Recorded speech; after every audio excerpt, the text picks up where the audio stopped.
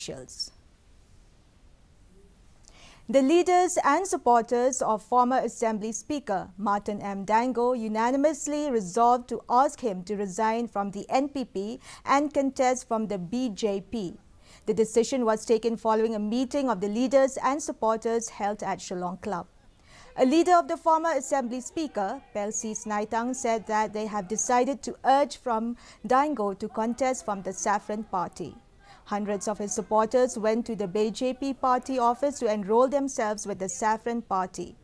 Danggo, however, told his supporters that he will decide on his political future following his meetings with his supporters. It may be Hadian bangla Syam kemudian mentasni dakawai kasur ngidawajur ya kandidat jungi ba mentasni hi unhab ai ya ka resignation resign no na ka NPP nang bangiru kapor kabalingkon nginyo ban perkat nang ni syakmat kumno bangin pentelun namar ka jingdawa jungi pajba kalong kumaphilayo sngaw nginam pensyang klikti Danggo ban ngin penyang yu hukum kandidat jungi